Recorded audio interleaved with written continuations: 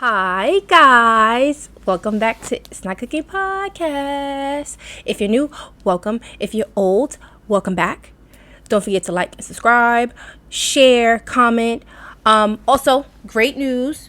We also have an Instagram page now, so I'll be posting polls, confessions, am I the asshole, so that we can kind of get more content. And we're also going to have like suggestions, so you guys can put in a suggestion box, what you want to hear me talk about. Okay, let's go.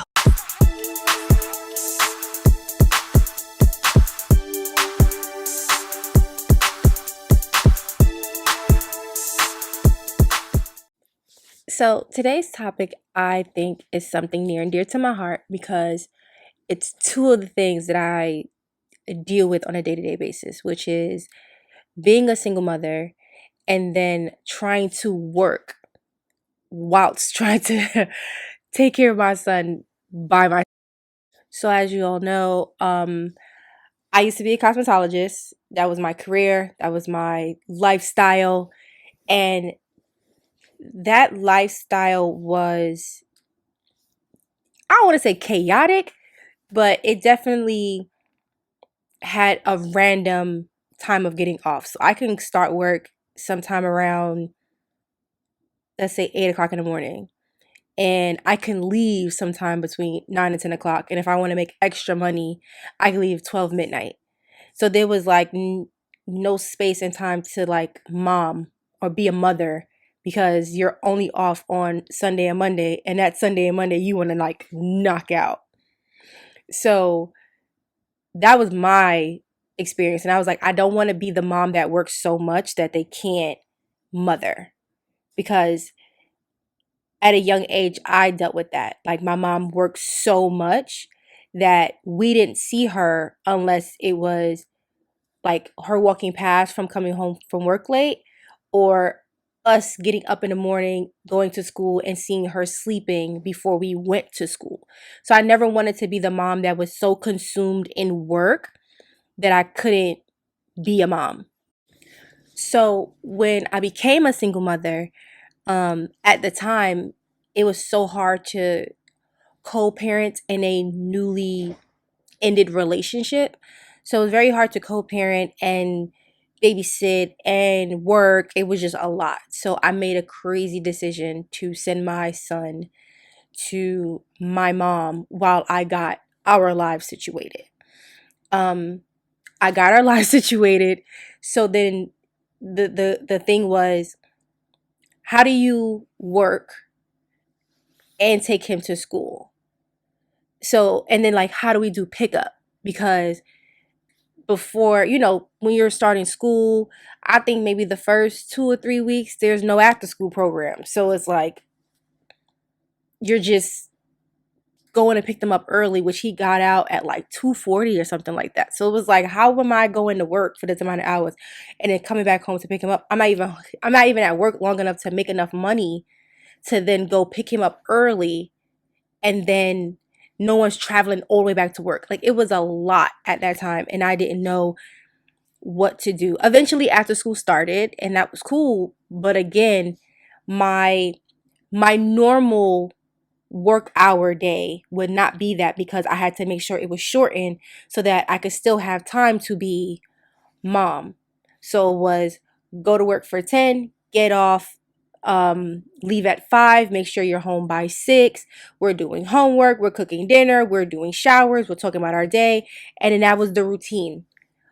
And then that was like, but I need to stay at work longer because the shorter days is making me less money. It was hectic. But then pandemic happened. And for some people, the pandemic was probably the worst thing that could have ever happened to them and their family. For me, the pandemic was the best thing that ever happened because I was able to fully learn my child. Like I actually was able to get to know who he is and what he likes on the age bracket that he was at the time. I don't want to say I didn't have no clue who he was, but I definitely had I didn't know all the information. Like, you know, there's some people that know their kid like the back of their hand. I did not. And I could honestly say I had no clue who he was because I only had that short amount of time to deal with him during, you know, our nights. And then so the pandemic had us sit down and talk and get to know each other and figure out what he likes, what I like. He now knows what I like. I now know what he likes. We know each other's favorites. We can go to a grocery store right now and get each other stuff without having to say, "Hey, you want this?" because we know. Like that pandemic drew us closer together. And the pandemic also showed me how much time I was spending on working. Like how much consumed my life was around work. Like, and that was the one thing I was trying to avoid. Remember, my mom did this a lot. So I was trying to avoid being the working mommy so much. Like work, work, work, work, work, work, work. A little bit of time for kids. Like I did not want to do that. So the pandemic sat me down completely. So now when it's time to, because he did the first year, you know, was half the year. They did the from like March to June, they shut that down. Um and then I went back to work. So he does a family vacation. He goes to my mom's house for vacation for the summertime. So I was able to go back to work. I was able to work as long as I needed to because he wasn't here. But as time started to come back, I was like, all right, well, I'm putting him in online anyway. You know, like it doesn't even make sense to um put him back in the building. I'm still very petrified of COVID. Like we're gonna do online. So my mom and I made another decision to keep him down a little bit longer because it's like, well, he's online, so we don't have to rush. And then New York State came out with this thing that was like, hey, if your kid goes to school in New York and they're in a different state on Zoom, they're no longer considered a New York student. And I'm like, I gotta go get him because uh how? How am I gonna be able to like how am I gonna like why? That doesn't make any sense. He's online. As long as he's logging in, what is the issue? So then I had to make what I think was like the most life-changing decision I've ever had to make when it came down to picking my career, or better yet, ending my career. Um, because I wanted him in homeschool and because it was so important for me to make sure that he understood what school was, um, I had to quit. So I had a month to get everything together, meaning getting customers figured out, helping them find new places, doing very last minute hairstyles that I never would do, like box braids and things like that, just so that it could last for a while until they found someone new. And then ultimately stopping my career to be a stay at home mom and homeschool him until I felt comfortable with him going back to school. And that was hard for me because I worked so hard to be a hairstylist. Like I proved myself that I can do this and that this was the career path that I chose and I'm sticking to it. And to know that I had to end it was like, what the hell? And it like destroyed me. And in all honesty, like I went into like a small depression about it. In that small time of depression and going to therapy, I realized that I was doing the one thing that I said I wanted to do, which was not be the crazy work mom. Being able to have time with him and have time for work and being able to have some equal kind of balance. Um so now it's time to go back to school, right? So like during that time I'm trying to find jobs that accommodate, because I was going to go back to doing hair. Like I was just like, I'll figure something out, whether I open the shop early, if I stay later on the weekends, like I will figure something out so that I can go back to my career. But that didn't work out and that was okay. So then it was like, okay, how do we find a job that suits the schedule of what I'm trying to do? And that was a hard thing to do because like his scheduling was like, you had to find a job between 9 o'clock and 5. And I didn't want to do retail. I didn't want, like, I was very freaking picky because I'm like, no, like, I don't want to settle. If I'm going to settle, it got to be something that I like. It has to be. And I got a call about a job that I probably have as my top number one job. I love this job, but this job helped me with the schedule that I was looking for, which was enough time to have with my son in the morning without having to rush. And then enough time to get off work and do what we were doing before, which was dinner, talking about our day, movie, shower, bed. But we had enough time where there's no like rushing. And I got a chance to be a mom. And also with working with the kids that I work with now, being able to have a different level of patience with, working with him as well. I said this on the dating podcast. It's kind of the same thing with working moms. Like, if we're working a certain shift, we have to make sure we have somebody to pick up our child from school who's willing to pick up our child from school, and even go so far as homework or putting them to bed depending on our schedules. And these jobs aren't, they don't care that we have kids and we're doing it alone. So it's like, yeah, but this is your schedule. Yeah, I know you got a kid. I know they're sick. I know that this is happening, but you're on the schedule. And that's something that happens so often.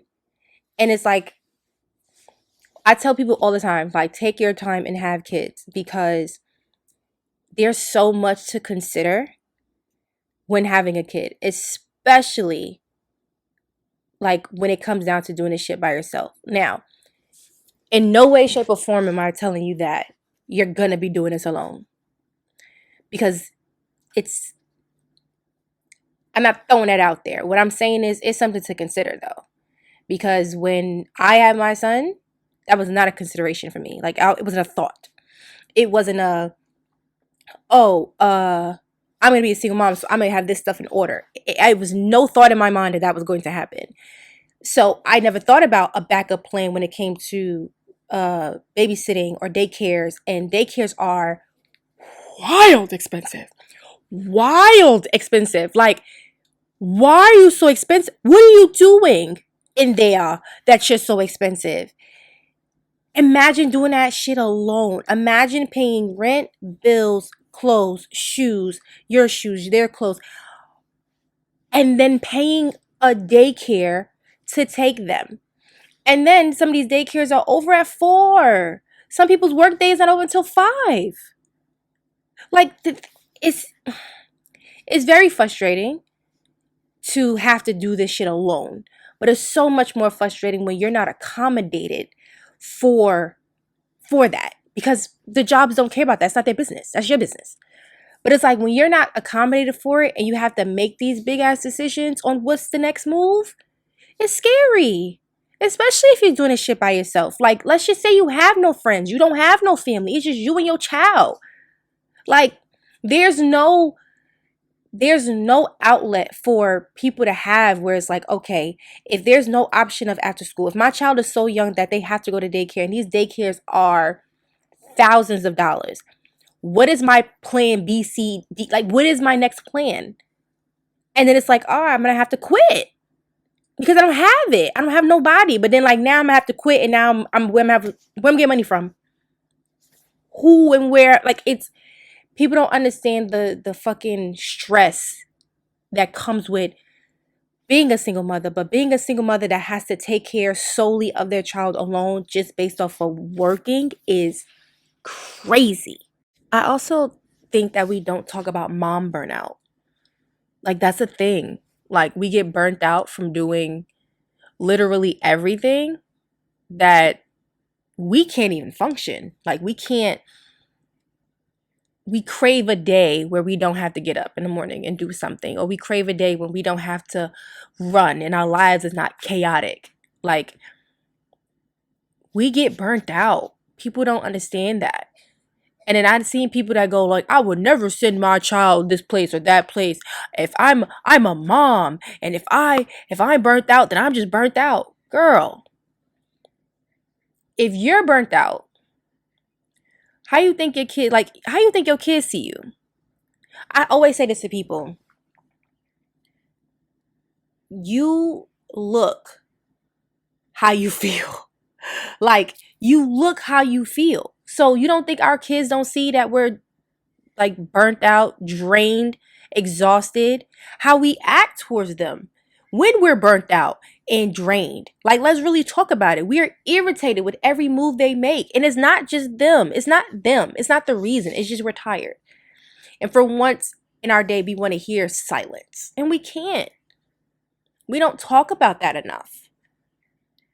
Like, how you are mentally and physically, those things reflect on your children. So when you're a single mom, you're working, you're handling business all on your own with not a lick of support system, you're a burnt out mommy and you're exhausted. We don't talk about that enough. Like, we don't talk about what we could do and how we can make that not a thing. So I had a conversation with my stepmom, and I had asked her, because she was like a single mom at one point when she had my stepbrothers. So I asked her, I was like, how was it like doing that? And at the time that she had them, she was in school. So she basically explained to me that she would go to class, which is clinicals, because she's a nurse, and then she would come home, she would do homework, bathe them, feed them, get them washed up or whatever, and then take them to their grandmother's house. And then they would spend the night. And then she would take them to school in the morning. And then like that was their routine until she got her new schedule. And she said when they started daycare, daycare is like, your reported mandator. And she was like how they knew that she was coming from a far place. So they would help her. Like, they would help her with dropping them off and like waiting for her. So like, let's just say, for instance, the daycare was on one block. They would take the boys to her block because they knew that she would be walking around that time, and they would just wait for her there, where another daycare would have called ACS on her, knowing that she's a med student coming from class or whatever. And it was like a perfect example to show that, like, if you have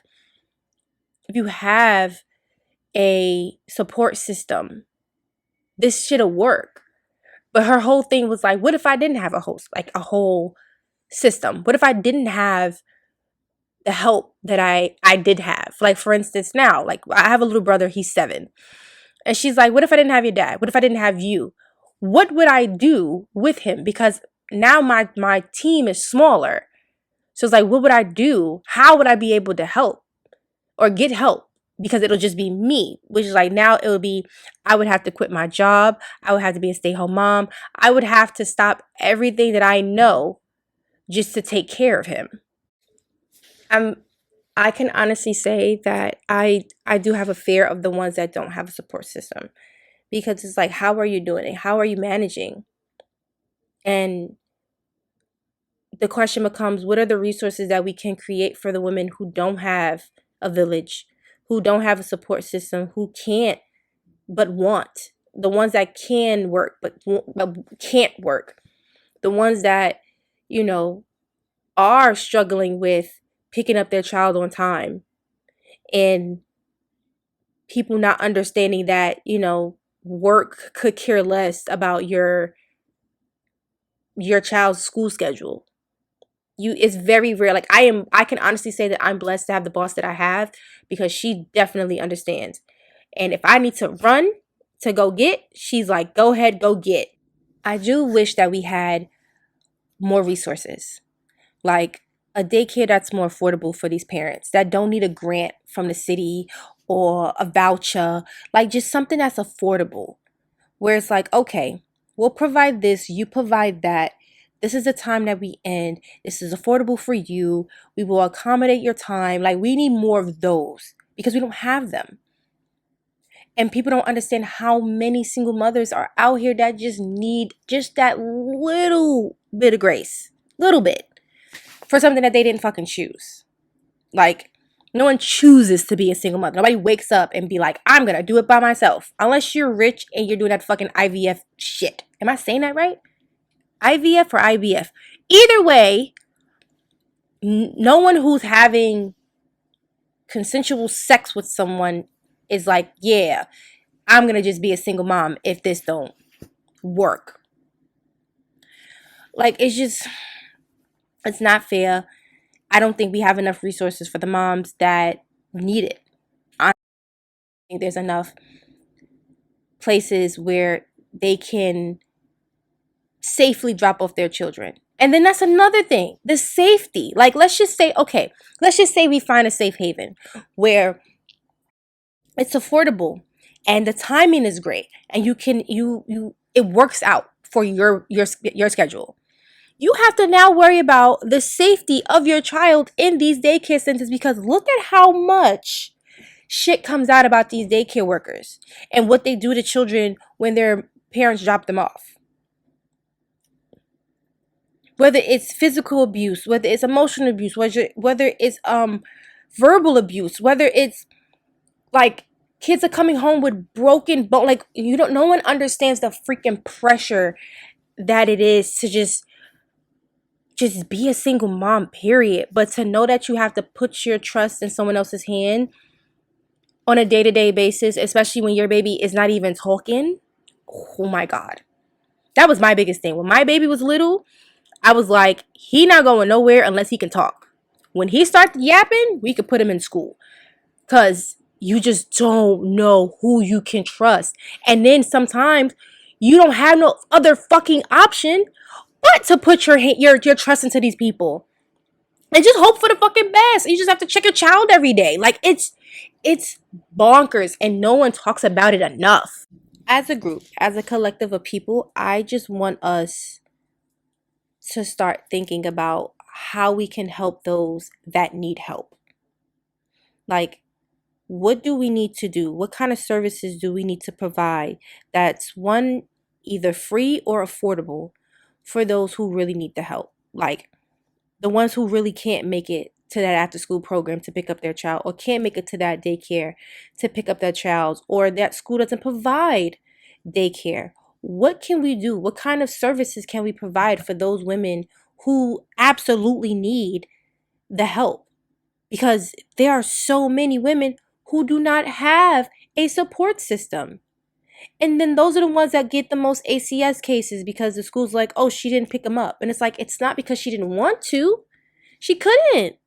Like, it's so hard. And then you have, like, you have trains that mess up, car accidents that happen. It's things that happen that for some odd reason these people don't care. Like, and I'm gonna do this again. I commend my boss because she can easily call ACS.